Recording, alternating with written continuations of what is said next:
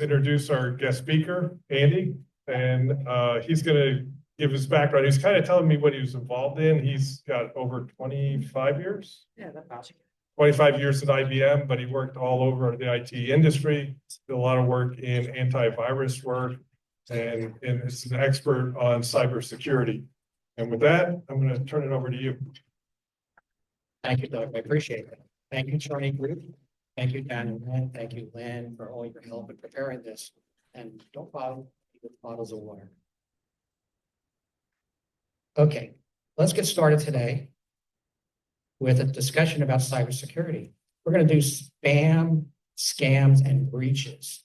And what we're going to do is we're going to have an agenda where we'll talk about my background. We're going to go into, and I'm going to get it mixed up all night long, spam and scam. I'm going to say in reverse order all night long. I guarantee that. But we're going to talk about spam. We're going to talk about scams. We're going to talk about breaches. We're going to get how to protect yourself, sources of help and information, which you have in your folders, by the way, and you have other things in your folder that you can. You're having trouble hearing me. You're having trouble hearing me? Okay, I'll talk a little. How's that? Okay. In your folder, you have some handouts from the Federal Trade Commission on spam, scams, romance scams, and investment scams, and all sorts of stuff that the Federal Trade Commission puts out. And we're going to talk about how to collect and keep information in case you are scammed, sources of education, and we'll take some questions. I will take questions during the presentation on a particular slide. I don't want to go too far off. I have a time limit. And I just want to check if you could keep a question towards the presentation or what I'm mentioning at the moment. That would really be good. My background, I'm a cybersecurity consultant. I've worked for a number of different companies. I've been a business development manager for a company out of the UK that tests antivirus software. I was a cybersecurity evangelist for a German company called G-Data that makes an antivirus product. It's actually the oldest one in the world. And I was doing press and NBC TV and CNBC and all sorts of things for them. Senior consultant and anti-malware program manager for ICSA Labs in Mechanicsburg, which is unfortunately no longer in business. And they were an independent subsidiary of Verizon Corporation. And I ran the anti-malware testing program for them. I was the worldwide project manager for IBM Antivirus for its life. And I'm certified by ISC Squared. And I'm a member of security organizations called ISACA InfraGard, which is a organization run by the FBI and public, and ISC Squared, another cybersecurity organization. Well, first, we're going to have a disclaimer, okay? Breaches, scams, malware, spam happens every 4 seconds or something going on, something new. So what I'm going to show you tonight is a sample of what spam, scams, and breaches can be. They change rapidly. There's every 4 seconds, something's going to happen to somebody in the world somewhere. It's probably actually faster than that, but we'll just leave it at 4 seconds. First, we're going to talk about spam. What is spam? Well, it's not the can. It's a different kind of spam. Okay, and spam has a definition. It's basically any unsolicited communication sent in bulk. So you're not getting it directly to you. Everybody's getting that same spam at one time. And it can be through email, through text messages, through social media, phone calls. And spam can be harmless, annoying, but harmless. We all get those phone calls all the time to contribute to whatever fund it might be or organization it might be. Or it can be a promotional email trying to promote something, but sometimes it's fraudulent, just trying to get you to get some, hand some money over to them. We're going to talk about different types of spam. There's spam emails, or social media spam, spam text messages, and spam calls. Tech support scams, which I'm going to show you some samples of because I find that very prevalent in this area, tech support scams. Current event scams, they happen when you have a major event in the world. We'll go into that. Malware spam or mal spam. Link spam, if you use your computer often and you have browsers and you click on the wrong link or don't know how to look at a link, you will run into spam. There's content spam, link spam, and there's more spam than you can actually put in a can. Spammers are a nuisance, but they generally aren't out to hurt you that much. They're just trying to get your information. Here's an example of most of these examples are stuff that I've received, and I just save it and use it in presentations. This is an email spam that came to me from Social Security Administration, telling me that I needed to alert you about the present situation regarding the suspension of your Social Security number. What? Who ever heard of you getting suspended for your Social Security number? Well, they want me to respond to them with this ID number, this case ID number, and what they're going to get is my Social Security number, which is a great way to get information about someone and then go and further do fraudulent things based on that number. There's another spam that came to me, and this one is a student loan debt. I have a student loan debt. I graduated from college a very long time ago, very long time ago. So that debt, there was no debt when I went to college because it was cheap. But now they're saying that I owe them money, call this number, give them this code, and we'll work on having you pay us back. Again, they're just trying to get money. A lot of times the money, there's always between spam and scam, there's a sense of urgency. If you don't do it now, we're going to get you. Just remember, when you get anything in the mail, email, or on your browser, anything like that, if it seems urgent, generally it's a spam or a scam. This is something I get on my phone. You can actually, this is an example of spotting the difference. Can you all see that pretty well there? I'm going to have to point out what's going on with this one. The top one is not the same as that one. And I don't know if the people up close can see the difference. But what spammers will do is they will use the Cyrillic A instead of the Roman A in there. And they will get you as it'll be a fake announcement or spam that you get. They did it with the Citibank one here, and they did it with mybank2u.com, where they used the Cyrillic A and not the normal A that you would use. So again, how would you pick that up? I certainly would pick that up, but looking at it really quick, I would just maybe click and respond to it. But that is generally a sign of a spam. Now, with the improvements in artificial intelligence, AI, this is becoming less and less common. Normally, spam had a lot of misspellings and improper grammar in it, but with AI now, they can create spam that looks really, really good.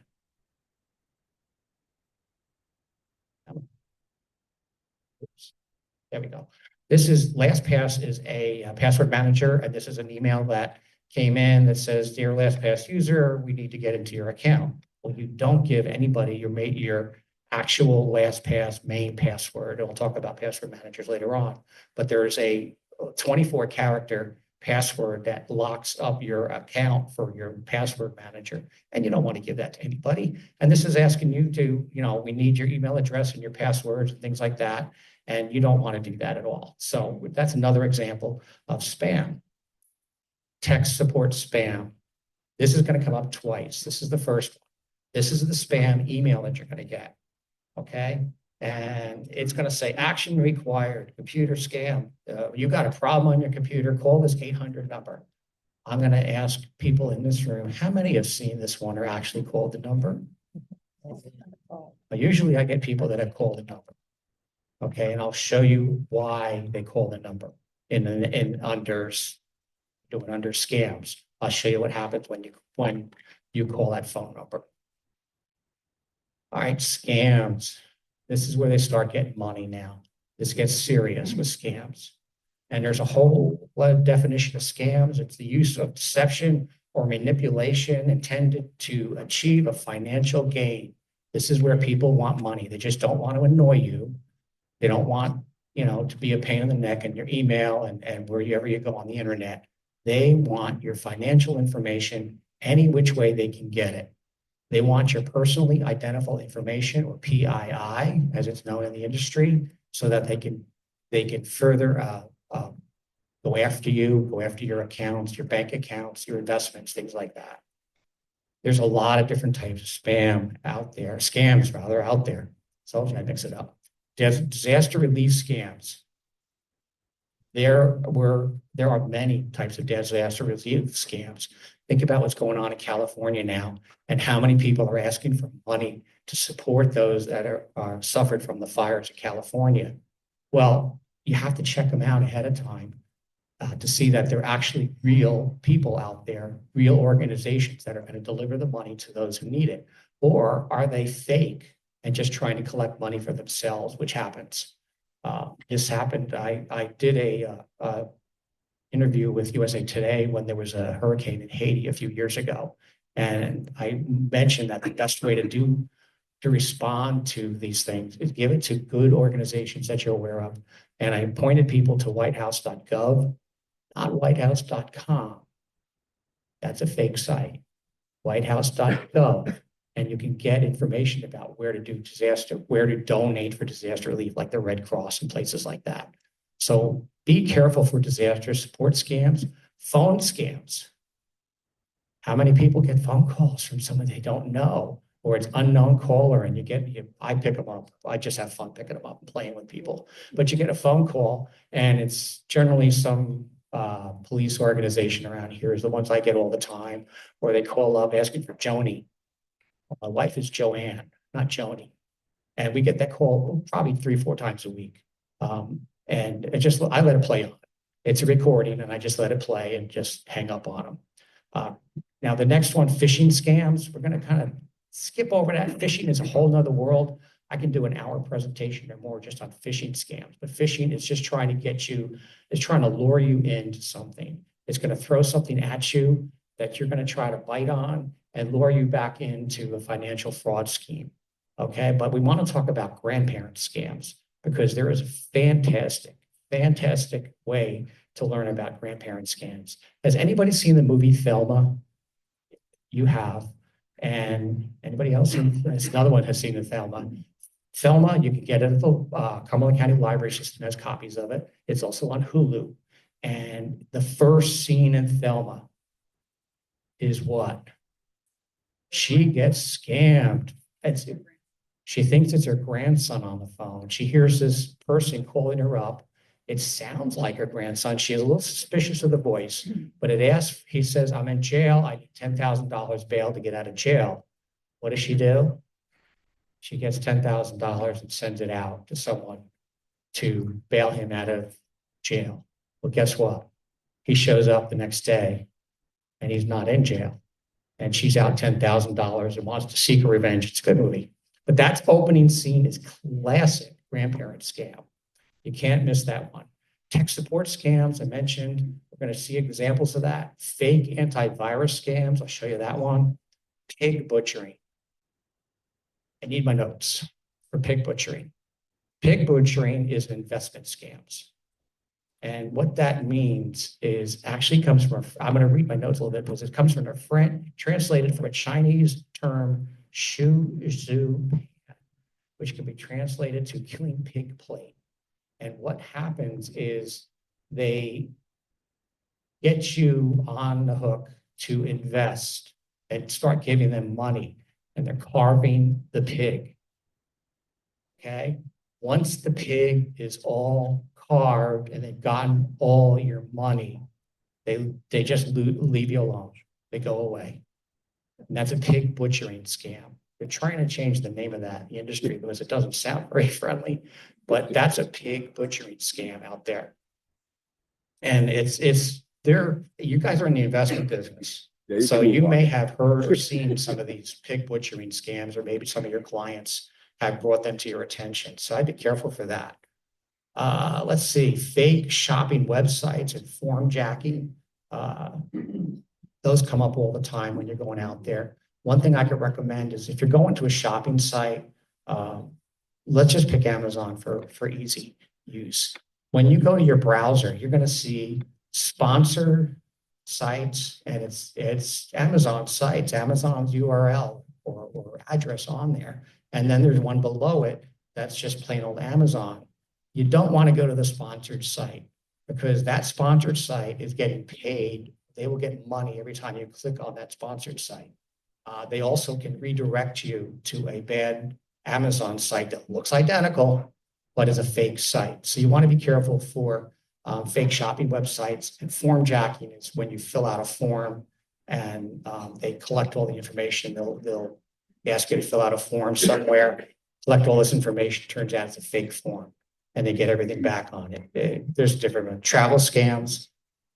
I don't know of any good examples of that, but they're out there where you're given a cruise to somewhere, and it turns out you have to provide a whole lot of information on the travel person or email, and they want generally information, your driver's license or your social security number, which you never give out, or your banking numbers or your credit card information, and they get you. And what a lot of people will do is they don't think ahead of time that when you give out your credit card number and your expiration date, if you give out that final 3-digit number, the CVV number, they got you. They're into your charge account, or sometimes it gets your checkbook, and they will just rip you off to the end, all your money. One thing you should be doing, which I do regularly, is open my bank account. I do all my banking online. I have no problem with that. But look at your bank account regularly. If you start seeing very small charges to the American Red Cross, and you just wonder, wait a minute, I didn't do that. What the scammers will do is they will start charging very small amounts to see if you notice it. If you don't notice it, they'll go bigger and bigger and bigger. Now, good thing is a lot of the banks have insurance or protect you from scams and refund your money up to a certain point, or with a $50 minimum or something like that. But generally be careful for those types of scams that are out there, the travel scams. Websites that sell fake products. Anybody seen any of those? Maybe, maybe not, but they're out there. Let's see. Pre-approved notice. You've been approved to receive a cruise to wherever, or you've been approved to receive some money. I think I have examples of some of these things. Back one more, romance scams. I'm going to get into that a little bit, and you'll see some slides on that. Shopping and telephone scams. Never answer unknown phone calls or give information out to unknown users on a phone. If you don't know them, get their phone number and call them back. If they refuse to give you the phone number, you can be pretty sure that that is a scam. So try to get them and get their phone number. Block your numbers if you have to. All our phones these days, cell phones and your landline phones, have the ability through the phone company or through an app to block phone numbers. Never share sensitive data. Don't give out your birthday. Don't give out your mother's maiden name. Don't give out your high school. What am I thinking of? The mascot. Yeah. The high school mascot, your first dog's name, all that kind of stuff. Don't give out information. Verify the caller. Ask them their name, ask them their phone number, say, I'm busy right now, but I'll call you right back. And they're not going to be there when you call back. There are some scams going on now with Google, that someone been extremely good at doing scams with Google, and they actually give you real Google phone numbers and real Google websites to go to prove that this is really Google, but they're scammers. And they're going to call you back. They're going to give you a hard time. And when you ask for the supervisor, that's when things all blow up, and the supervisor gets on the phone, gives you a hard time, and they're going to want your money somehow. So they're going to ask for something, your credit card information, your banking information, your personal identifiable information, something along those lines. Report scam calls to report fraud, report fraud.ftc.gov. There's information, there's a whole sheet of paper, which I'll have a sample of later on, which sites where you report report scams and fraud. FTC takes it seriously, especially when they get a number of people that have gotten the same phone calls. If you call, you can actually report numbers to the FCC phone numbers. So most of us have phones that you can see the phone number that came from. If it's a spam call or a scam call, you can report that number to the FCC. I have done that successfully. I had someone that kept calling and calling and calling every day. It was the same thing and the same phone number. I reported it to FCC within days. I never heard from them again. It just stopped. So the government does take this seriously and does take action to remove a lot of these things. Giveaway scams. You've been selected to receive a free $1,000 Amazon gift card. Claim the offer. So they want you to click there and they want your information. They want to know where to deposit the $1,000. So you're going to give them their bank account information, right? No, you're not going to do this one. Tech support scams. I mentioned this earlier in spam, but with tech support scams, no one here has actually had a tech support scam call from Microsoft telling you you have one person, you have a virus on your computer. They won't access your computer. What they do is they call you up and say, we detected a virus on your computer. We need to help you clean that up.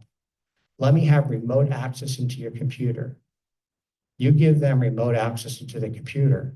And what he does is he brings up this screen right here. And he's going to point, if I can get my pointer, if you can see this, he's going to point to these yellow or red exclamation points. See, that's the virus. That's the warning that you have a virus on your computer. And I need to clean that up. They're nothing but minuscule little warnings that you get hundreds of on your computer every day in some cases. This is off my computer at home. And it says a distributed COM error. And you can look it up, but it's nothing but the guy out there with the scams is going to say, see, this is a real virus on your computer. If you pay me $250, I'll clean it up for you. And he goes in there, he just manages the log and deletes this information from the log and puts malware on your computer.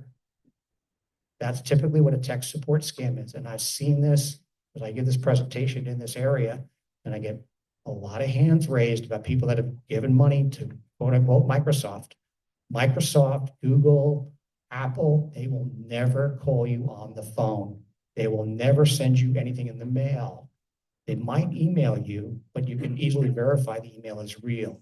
But this is an example of it. This is off my computer of a tech support scam. Now I've been called by Microsoft a couple of times for tech support scams. And what you do is you just try to stay on the line as long as you can, get the person's number, you've got their phone number, and you just I play along with them. I just string them along. I got a virus in my computer. Oh my God, help me. And I just play along with the whole thing the whole time. And then at the end, I say, I'm a cybersecurity specialist. Click. And they go away and they don't call you back right away.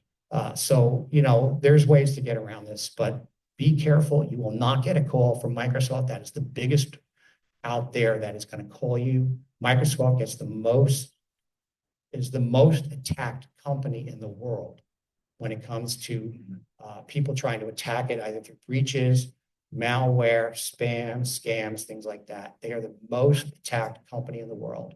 They have a whole big department that deals with this every day in Redmond, Washington. There, malicious virus detected on your computer.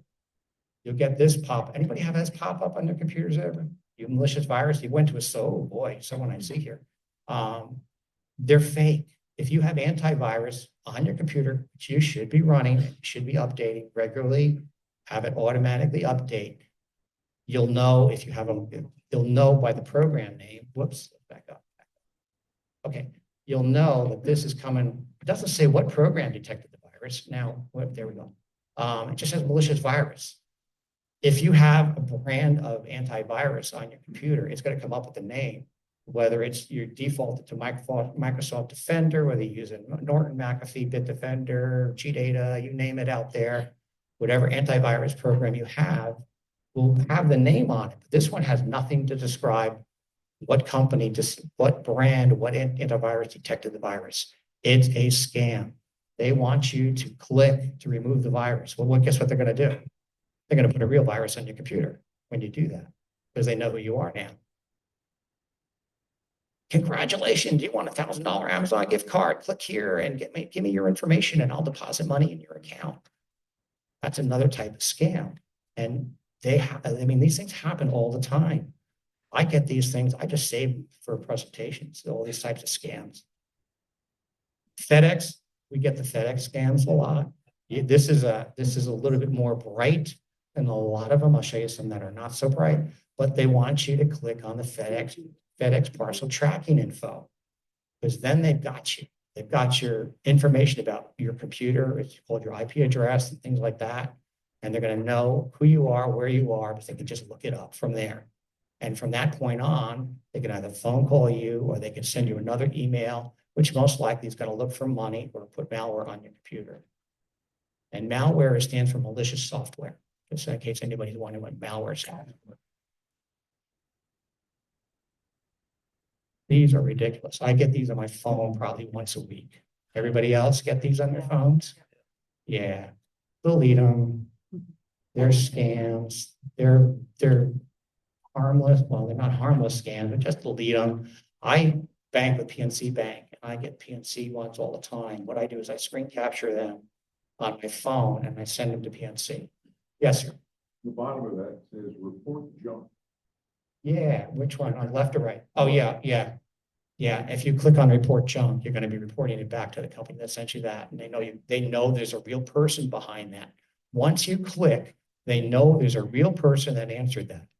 That's why I recommend a lot of times when you have a lot of legit email coming to you, but you don't want it anymore, and you click unsubscribe, well, and it never unsubscribes, it's because they know there's a real person there now who clicked on that. So you have to be a little bit careful on unsubscribe on those things too. Same thing reporting junk. It's going to be telling them that a real person is there who clicked on that, not an automatic thing that happened. Okay, romance scams. These are the most dangerous scams out there and have the most serious consequences. They are there to create a sense of urgency. You need to do this now. They target young males, typically anywhere between 13, I've seen, to into their 20s, but they have targeted older people as well. Sorry, I love you. And they say that very quickly. It's one of the first communications. This is going to be done by social media, some kind of chat group that you're in, where they will tell you, I got you, let's go to a more private chat group. And they'll direct you to some other chat group that's kind of off the map a little bit. They'll ask for payment via a gift card. They'll ask for money. But before they do that, they're going to ask for information. What they do is they send you sexually explicit photos. And that's why it's going to young males. And they say, if I really love you, can you send me one of you? Send it back to me, next sexually explicit photo. And frequently this happens that they send it back. And then they say, well, it changes. The whole message changes now. If you don't pay me $300, couple of $100, but they're talking to younger people that don't have this big bank account. So they're going to go after $300, $400, $500 at a clip. And if you don't send me that money, I'm going to put these pictures on the internet and spread them all over to your friends. I'm going to get to your school's website, put them on your school's website. And this happens, and they have extremely serious consequences when this happens. And the person that has been scammed feels really bad about it. I just recommend that you have grandkids or kids that are teens or whatever, that you keep an eye out for things like this and teach them. Knowledge is really a very important thing when it comes to cybersecurity. Let your kids, educate your kids about things like this. Educate your grandkids about things like this. Keep an eye. You don't want to be over their shoulder looking at everything they click on, but let them know that this stuff happens and they have very, very serious or deadly consequences. Some of the things that they want to do is they want you to make your social media private. They block or ignore strangers. Okay, make your social media private or block or ignore strangers. Be suspicious if you're asked to move to a video chat or an encrypted platform. So they want to move you off to another chat site that they can control. Remember, people can pretend to be anything or anyone online. You don't know who's behind that computer. Recently, there was three Nigerian gentlemen in their 20s that were arrested, and two of them were extradited to the U.S. and got prison terms for their romance scam that ended tragically. And they got very lengthy prison terms. Nope. And this happens in this local area. It happened, and it's happened all around the country. Remember that videos and photos are not proof of anything. They're probably all fake. Don't delete any evidence. We'll go into a little bit more about evidence before the law enforcement can review it. FBI takes romance scams extremely seriously. They get, I think it was 833 last year alone, romance scams. Yes. The Shippensburg University son, 13 years old, killed himself. Yeah. I knew him, so, and Yeah. I know a There's 16-year-old. a local person out of Shippensburg, a young gentleman that got caught up in a romance scam and ended tragically. Yeah, I'm very aware of that one. You can request images be removed. There's ways to take things down if the images get posted. And remember, as embarrassing as this is to you, you are not alone. It's happened to many, many others. This is such a serious scam that's out there. But let's go on to something a little bit more nice. Not exactly nice, but nice. Data breaches. You've all heard of data breaches, I'm sure. They're on the news all the time. We have, well, I'll do it this way. We have Ascension Healthcare. Up in the upper left corner is another healthcare company, National Public Data. Wolf Holdenstein happened last week. That's a very large law firm that's, I think, based out of New York. Names you know, T-Mobile, AT&T. This is the Treasury Department, just got breached. Change Healthcare and United Healthcare. We'll talk about that one a little bit. Gravy Analytics. These are is a data collection company. They've got information about everybody.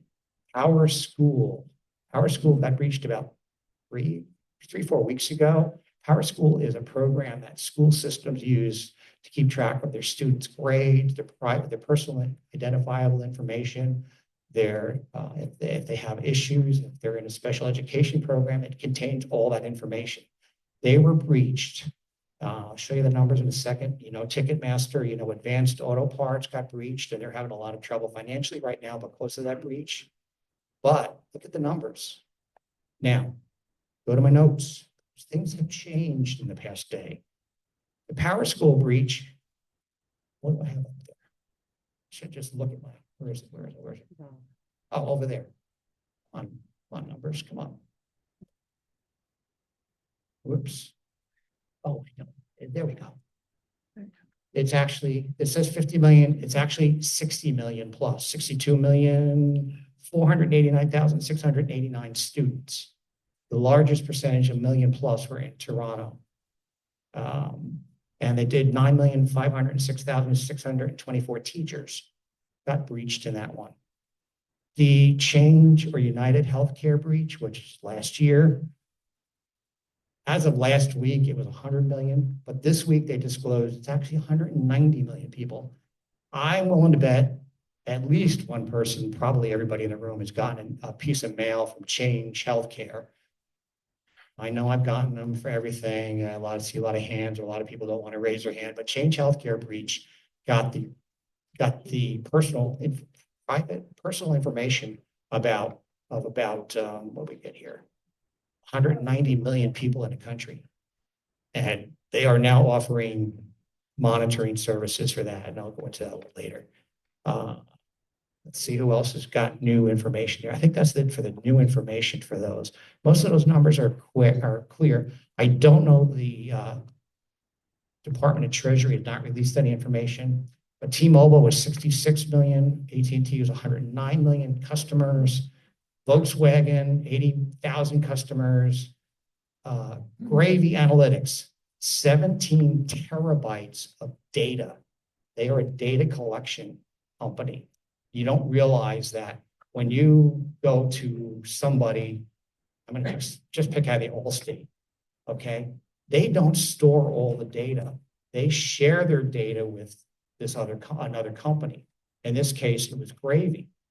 And a lot of companies provide the information for marketing purposes so that they can pass the information on. So when you see all these privacy notices come through the mail, and for whatever accounts you have, do you want to, do you want marketing information, things like that? It's these companies that have that information.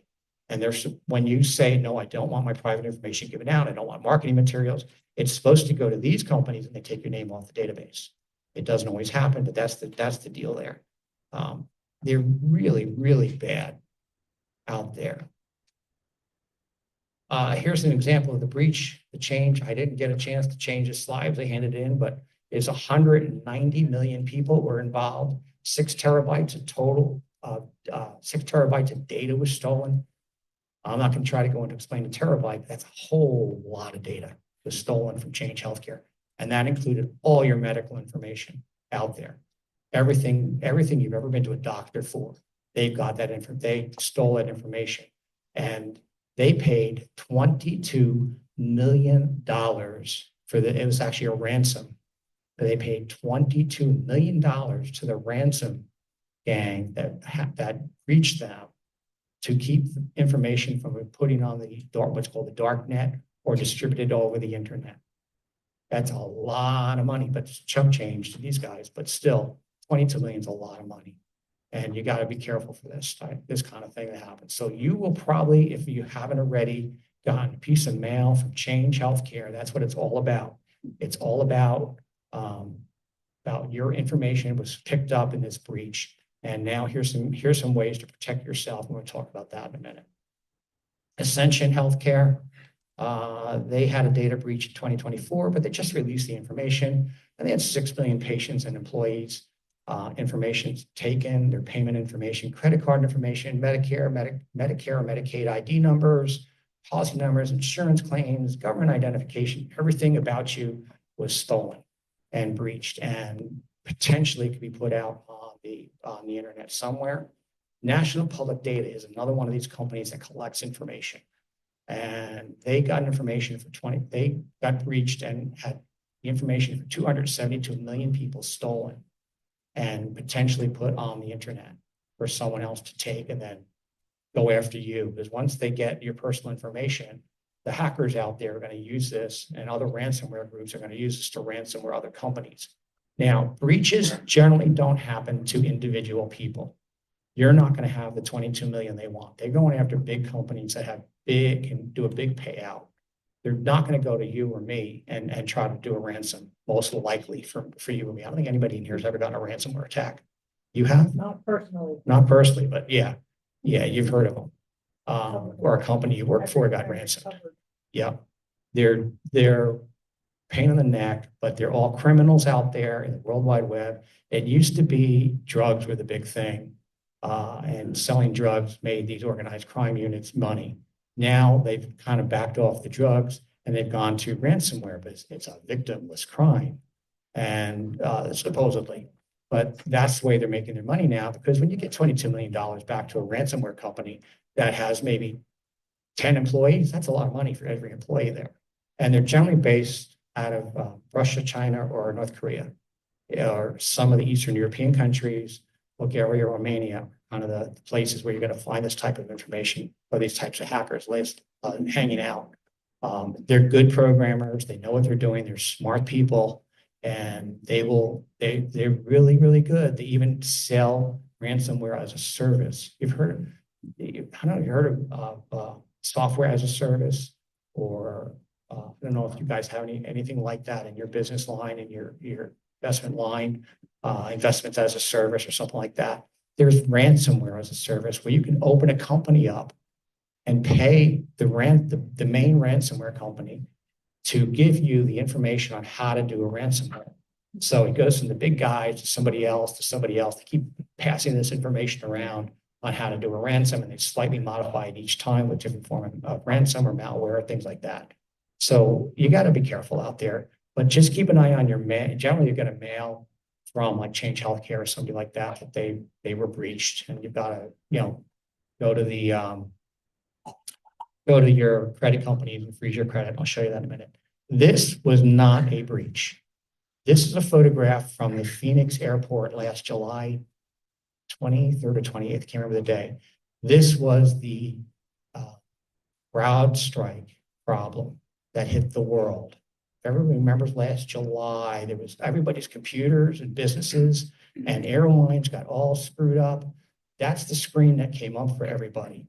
This was my shot that I took in the Phoenix airport. Luckily, the airline I was on American, I think, didn't get hit by that particular thing, but this was not a breach. So if someone says CrowdStrike was a breach last July and took down half the world, which it took down a lot of people around the world, it was not a breach. It was just someone made an error of one character in an update to their software. And that was updated on a regular basis every day. So that's all that was. How to be secure. How to enhance the security of your social media accounts. Strong passwords. Okay, by strong passwords, the methodology has changed. You don't have to make it this complex, crazy combination of letters and numbers that you're never going to remember. What they're asking you to do now from research is use passphrases, long passphrases, maybe 12 to 24 character long phrases. The quick brown fox jumped over the lazy dog. Of course, they're going to know that one. But what the bad guys do is they have basically data dictionaries out there, word dictionaries, and they will try to look up, they will what's called a brute force attack on you, and they will try every word in the dictionary against your user ID if it should get out there. And if you have a common word for your password, they're going to find it in a flash because they're using very high-powered computers to do this. So they can go through millions of words attacking your computer at a time. So the recommendation now is to use long passphrases. You don't have to use a password, but try to use a password manager if you can. There are a bunch of them out there. I listed them up there. You can pick your poison. I use Bitwarden, but there's LastPass, 1Password, ProtonPass, NordPass, RoboFormPass, DashLanePass, and there's more password managers out there. So think about using a password manager. That way you don't have to write them down in a notebook, and you're always safe on your computer. And if you have multiple devices, you can have, as I have a laptop, a desktop, and a phone, I can use Bitwarden on all 3 devices, and it keeps that. So I don't have to memorize my passwords. I just have to use Bitwarden, and it knows my password, and it's going to have a key, master key password. That one for Bitwarden's got to be 24 characters long. I've tried. It's hard to come up with 24 characters. That you got to write it down somewhere, and it's just really hard to do. But that's what you want to do. You also want to think about multi-factor authentication. I think everybody's seeing this now, where when you log into a site, it wants you to enter a code back in again. It'll send the code to your email or your phone, and you put in the code that they give you. Sometimes this is known as password multi-factor authentication, or passkey is the other way they explain it now too. So what happens is when you log into a site, you put your user ID and your password in, and it says, now we want to confirm it's really you. Can we send you a text or an email? And they'll have the last 4 digits of your phone number and a little bit of your email ID there. And you'll know it's you.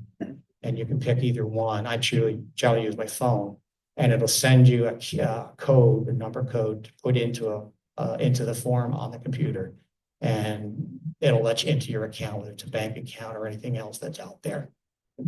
Very hard to break, very hard to hack. So that's why passkeys and multi-factor authentication are becoming the most popular way to protect your accounts now. I think everybody has got, I don't know, you guys on your accounts, your systems, you have MFA? Yeah, you guys have MFA when you work with Charney, so that's a good thing to do.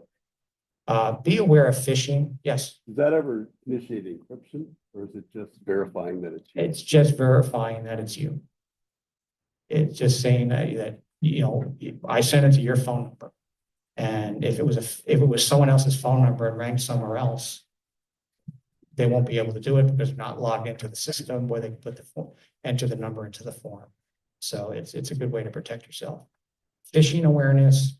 Stay alert for phishing attempts. Phishing is where someone's going to try to lure you in by,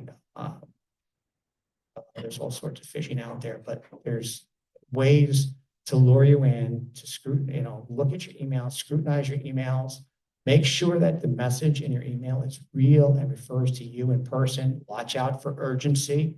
If it's urgent that you need money, then be careful for that. Urgent that you reply, be careful for that. Yes, sir. Concerning two-factor identification, haven't they captured two-factor identification codes so that it's not as? That's why they're going to passkeys now. Passkeys, MFA is very, very, very, very good, and it's very, very rare that they're going to steal. Be able to steal. Well, you have your phone. Yeah, or your email, you're logged into your email. It's very rare for MFA, but MFA is vulnerable to some extent, which is why they're going to pass keys. There's a couple of different types of pass keys. There's something called a UB key, which is a little dongle you plug into your computer, which verifies it's really you. I think Verizon is using a pass key right now where when you log into Verizon and it automatically comes up on your phone as part of your Verizon app. And it gives you two numbers. It gives you a series of two numbers. And you have to put in the right two numbers that's on the screen. And that's a pass key type of security. That's becoming more and more prevalent right now. I know Verizon's using it. I haven't seen anything else I do, but if you start seeing where it says, I'm gonna open up the app on your phone, which I have the Verizon app on my phone, it opens it up and it gives me the choice of three numbers and I have to match the number that's on the screen and type it in. So that's more of a pass key type thing. You have to manage active sessions, log out of sessions at all times. Whenever you're in a computer, log out of the session. Because if someone has information about where you live through your what's called your IP address, which is part of your router and all things like that, they can figure out who you are, where you are, and they can get into your computer because you didn't log into whatever application you were logged into, whether it's your bank, your credit card, some other financial application, or Medicare, Medicaid, whatever it might be, and get into that system and do nasty things to it. And log off. So you want to log off your applications. When you're done with Charney Group's application, log off. You do have that, right? Yeah, there are some applications out there that don't have a log off, which I found and it gets me very annoying because I have to close the session down before I can get out of it to get out of it cleanly. But you want to log off your session if you can. You should do that at all times. How to protect yourself? Well, again, we talked about multi-factor authentication. There's a sample there of coming up. You log in. It then says, I can't see it on my screen. Click the check mark because it's you, and you can do a biometric type of authentication. If you have a thumbprint reader on your laptop or with your computer, you can scan your thumbprint in, and it'll verify it's really you. That's a real hard one to break. I mean, everybody's fingerprints are supposedly different. So if you have a thumbprint on yours, you're good as gold. Man in the middle attack is a phishing attack. And if you go to Starbucks and you go with your laptop computer and you want to do some work, so you look for the Wi-Fi site and there's Starbucks there. And there's another Starbucks there. Which one do I log into? Which one do I select as the Wi-Fi? This happens a lot at airports, coffee shops, things like that. What someone's doing, someone sitting in the coffee shop has brought up on their computer what's called a hotspot, or on their phone a hotspot, and called it Starbucks. They gave it a name and called it Starbucks. And you don't know which one to log into. And if you log into the wrong one, they're very, very technical. It gets very technical, but they're able to intercept everything keystroke you do. Do not do any financial transaction, banking, stock, any check. Don't do anything. Don't buy anything. Don't sell anything. Don't do any financial activity at all when you're at a place that has like Starbucks or the airport, things like that. Yes. Are they able to view your screen, or is it only keystrokes? Sorry. Are they able to view your screen, or is it only like viewing your keystrokes? They'll get your keystrokes. Okay. They're not gonna be able to get your screen necessarily, but they're going to use your keystrokes. Yes. What about facial ID? Facial ID works fine. That's another great form of protection on your phone. General, how secure are hotels? Don't do much in hotels because again, you're using their Wi-Fi, and if someone intercepts that Wi-Fi, actually, if you use an Ethernet cable and plug into the wall, you're just as susceptible to being hacked as if you're using Wi-Fi in a hotel. Yeah, just try to avoid any financial transaction in a public place. That's probably the easiest way to say it. Yes. You haven't mentioned cookies. Every time I go to a website, they're asking for cookies. Cookies are they're tracking cookies. What cookies do is they store information about your session that you're on.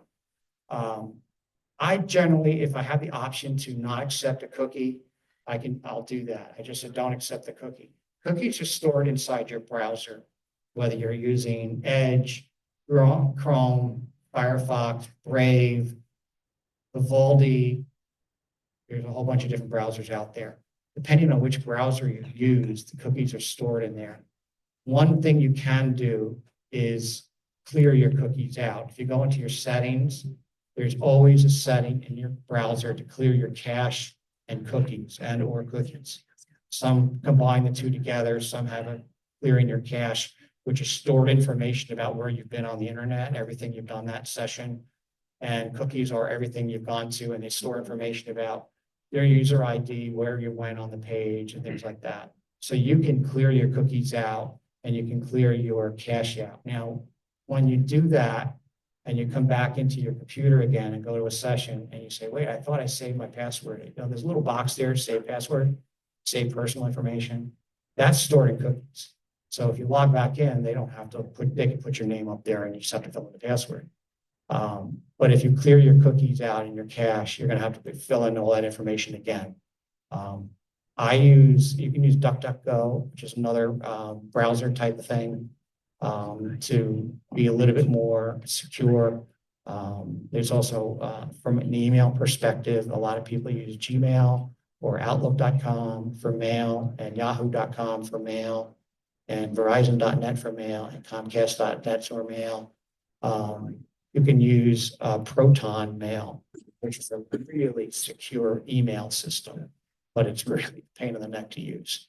But Proton Mail is out there as well, and they're extremely secure with their information. So that's risk there. Yes, sir. Somebody on the Zoom asked, what if we have a VPN for an unsecured network? The question is if we have a VPN for an unsecured network. Your VPN, a VPN is virtual private network, and you use a VPN to get to, it's kind of like a secure transmission system. It encrypts the traffic from your computer to a server somewhere in the world, and then goes to the website you want to go to. So your traffic is encrypted while it's traveling through the VPN to the server. And then that server somewhere in the world, which you can pick with your VPN, generally you can tell it which country you want to go to with your VPN server. It'll then forward to that website. So your information is secured through that link. And then from the server to the website, it's kind of open, but you're not a problem at that point. And a lot of times companies will actually have that server within their facility. You can have a VPN server in your facility as well. Yes. And there's a bunch of different VPN software out there as well that you can use. Nord, you can use NordVPN, Norton has VPN, or LifeLock, whatever you want to call it. So there's a bunch of different VPN software out there right now. There's been a lot of talk with TikTok being banned. When TikTok was banned, everybody all of a sudden decided to go to VPNs. Well, there were a lot of fake VPNs that were put up and capturing information when TikTok was taken down. Once TikTok came back up again, hopefully those people switched to they didn't have to switch to use a VPN anymore. They were able to go directly to TikTok. So you have to be careful when you do things like that. And that was in the news like last week, the week before. How to protect yourself. Update your software. Update your software, your operating systems, Windows, Mac, if you have a Mac computer, iOS if you have an iPhone, Android software if you have an Android, Linux if you're using the Linux operating system. Update your operating system, applications, update your applications. I know on my iPhone, there is the app tool on your iPhone. You can just push the button upper right-hand corner and it'll show you all the apps installed, but all the apps that need to be updated as well. And I see some people's phones that have 40 apps that need to be updated. You need to keep an eye on your phone regularly and update the apps that are on your phone. I see people reaching for their phone now to double check. But you need to update your phone or your Android phone on a regular basis. Windows operating system, Black Tuesday is the second Tuesday of the month for Microsoft when they put out their updates, unless they have an emergency update. But Black Tuesday is second Tuesday of the month is when they push out their updates for their operating system, Windows 10 and 11. And I know the next question that's going to come up about that, but let it come up. Update your home router. If your router is what connects you to the internet, it's a box that doesn't have a whole lot of lights on it or anything like that. It's generally in the basement somewhere, maybe upstairs somewhere. That's where you get your Wi-Fi signal from. That's how you connect to the internet. That has an operating system in it. And depending on what brand router you have, you want to keep it updated. Now, the good thing is Verizon routers are updated automatically. If you have Fios or a Verizon router, they do automatic updates and they'll update your software. I was working at my sister's house in New Jersey about 3 weeks ago, and I was going into the router because she had a problem with the printer, wasn't being recognized. And as I went into her router, they did an update. Well, it crashed the router. So you just have to be a little careful about what you're doing. But if you'll notice, sometimes your TV will all of a sudden go out and reboot itself. If you have a DVR on your TV, they're updating the software on your DVR, or they're updating the software on your router. So you want to update the software on your router. Smart devices, IoT, Internet of Things. Who has a smart refrigerator here? Who has a smart TV? You heard a Roku stick or a Fire Stick. Guess what has to be updated on those? The software. And oh, by the way, you have to change the password too. Most people don't realize that IoT devices that are used in the home, except for light bulbs, have passwords that they have as well. And they're going to have the default password assigned to them. And if you don't update that default password, I can go onto my computer right now and say, give me the default password for smart Samsung refrigerators or smart Samsung TVs. Give me all, and I can find it pretty quick. All the default passwords. You used to be able to do that for routers as well. Verizon had a numbering system that was very easy to figure out because your neighbor had one, you had two, the next neighbor had three, and it was very easy to figure out. They changed that system.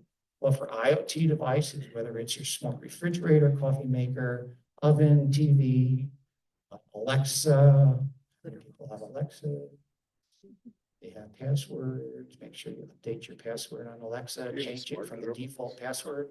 A lot of times devices have an administrative username and a password. Well, guess what the defaults are? I'm hearing it now. Defaults are, you'd be surprised. I saw two. You would be shocked to know who's going to hack the fridge. Because if they can get into the fridge, they're into your network on your house. And then they can get to your computers and put key logging software on your computers and log everything you're doing. I saw a hack probably in 2010 or 2011 of a smart toothbrush. Okay. This is at the Virus Bulletin Conference in Seattle, Washington. They demonstrated the hack of a smart toothbrush. Okay, so things can get hacked. Trust me, if you don't change we were just talking about default. The default password, user ID is admin, and the default password is password on a lot of devices. Change them, get them updated. It's something, it's a pain in the neck to do, but once you do it, you'll be happy about it. How many people back up their systems? Do you use like Backblaze, or you just have another disk there that you put things on, a hard drive? Yeah, a lot of people use another hard drive to back up their systems. Actually, you're supposed to do a 1, 2, 3 backup. Okay, a 1, 2, 3 backup is what's on your computer. Okay, That's number one. Number two is another device that you connect to your computer, such as a pluggable hard drive or USB drive, something like that, or a flash drive, which can't hold a lot of information, but most people use a hard drive. And number three is something in the cloud. It's a company called Backblaze that I use. I'm a photographer on the side, so I've got a lot of stuff on my computer, and they're huge files. So I use Backblaze. It's $89 a year, unlimited storage, that kind of thing. But I update to Backblaze. So that's your number three. Or you can back up to another hard drive and put that somewhere else, not in your house, because if your house goes on fire, you've lost all three backups. You can give it to your neighbor, give it to someone else, put it in a safe deposit box if you have to. But that number three is the critical one. Again, one is your information on your computer.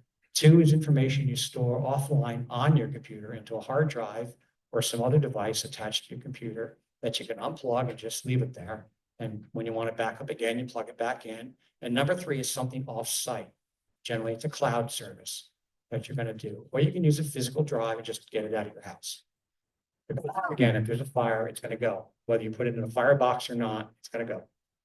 Right? So you got to back up your system. What this chart shows is how many people, this is 2022 statistics, and it shows that 8% never back up, 14% rarely back up, 32% sometimes back up. Then there's very often 25%, 17% automatic backup to cloud service, and 4%, I don't know how to do it. I just gave you some information, a good way on how to do it. Okay. How to protect yourself.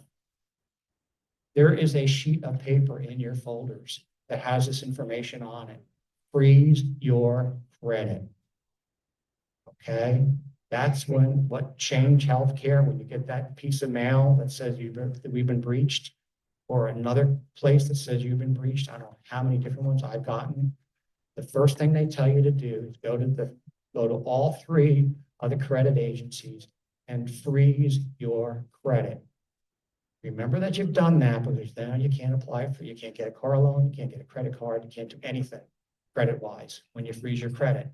And you have to unfreeze it to be able to do something about it, to get a car loan or a credit card or something like that. But if you freeze your credit, no one can get in there if you lose your personal identifiable information gets caught up in a breach and someone gets that, there's no way they're going to be able to get into it to open a credit card, because your credit's frozen and they're going to get locked out, they're going to get bumped out. Can't get in, can't give you a credit card because we can't get into credit agencies to verify your credit status. Freeze your credit. Now, when you are working and you do think you have been spammed or scammed or something along those lines, what you want to do is, if you have canceled checks, save them. You want to, if you've done if you send something out by certified mail, check out Thelma, the movie. Again, I'll remind you about the movie, because she did cash. If you were in a chat or a news group, save the text, you learn how to do screenshots or how to save chats. A lot of chat systems these days will actually send you back a transcript of the chat that you just had with them. So save the chat, find out, save credit card receipts, envelopes, if you receive them from FedEx, UPS, or US Mail, facsimiles, not as much anymore, log files. If you need help with the log file, you're going to ask for an expert to do that, to save your log files. But if you just try to save your log files, don't go in and play with them if you don't know what you're doing. Your social media messages, save those. If you get pamphlets or brochures, keep them. Your phone bills, most phone bills these days still have the phone number that calls you on the bill itself. We'll show you all the calls in and out of your number. So save that information, copies of the emails that you got, hopefully electronic copies, copies of web pages that you went to that were bad. You have a print screen key on your computer. Everybody on their keyboards, they're going to have a print screen key, or hit Control P, and that will print out a page. We should print out the screenshot itself. So you can do it that way too, hitting Control P, or sometimes you have a print screen key. If you use print screen, it's going to be saved somewhere on your computer. You just have to figure out where. and then you can print it out from that. If you have any wire receipts, you're doing transmitting money or someone asks you to transmit money somewhere via wire, save the receipts for that, all the information, the routing codes, and things like that.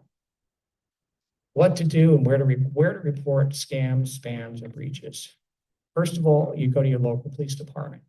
I live in Silver Spring Township, and they just sent out a notice about scams going on in Silver Spring Township. They've had so many calls, they actually sent out something to social media saying, please report these scams. We heard about them. Ignore them because they're scams, but I recommend that you report the scam to the local police department because they're becoming more and more aware of cybersecurity and hacking, and they're willing to take that information and move it on to a higher level to the state police and then the FBI. Notify your email provider, whether it's Gmail, Outlook.com, whatever, Verizon.net, Comcast.net, whatever it is. Notify your email provider, tell them what it is, try to keep a copy of it. You can also send things to IC3, Internet Crime Complaint Center. I have used this. The stuff you have in your pamphlet, the pamphlets you have rather in your brochures there come from the Internet Crime Complaint Center. It's run by the FTC. You can, if you have identity theft, if someone is posing as you somewhere, you can report the identity theft to the FTC and the information's there. There's also a fraud line that the FTC runs, a website. You can put the information in there. Again, if you try to save the information as much as you can, especially on phone calls, let the phone call play out. Try to get the person's name, try to write down the number, things like that, and report it to the FTC or the FCC. I put up CISA. CISA is a government agency that keeps track of malware and things like that, puts out bulletins, not necessarily important to this audience, but your FBI local office would be very interested in romance scams and some other types of high financial scams. Local FBI to Harrisburg will take action. And the state police now has a cybercrime unit that called CyberCon, that they are taking this very seriously. They have 2 different units in the state police now for cybercrime. Met both of the people running those, and they're really serious about you reporting cybercrime to them. I recommend National Cybersecurity Alliance, their Stay Safe Online website. You've got that information in your pamphlet. It's a great source of education about various forms of cybersecurity issues, whether it be cybercrime, theft, breaches, spams. They also have, if you're in education, they also have full lesson plans for K through 12 on how to teach about cybercrime. October is Cybersecurity Awareness Month, and I give presentation to the local library on cybersecurity awareness every October during Cybersecurity Awareness Month. It's a really good resource. I've been with them since day one when they came up with this. They have little badges called Stop, Think, Connect, little magnetic things. I worked on that design and that project for them. So I highly recommend, if you have some time, to go to Stay Safe Online and find something that interests you about cybersecurity, whether it be how to protect myself online, by email, things like that. They'll have that information. And with that, I thank you for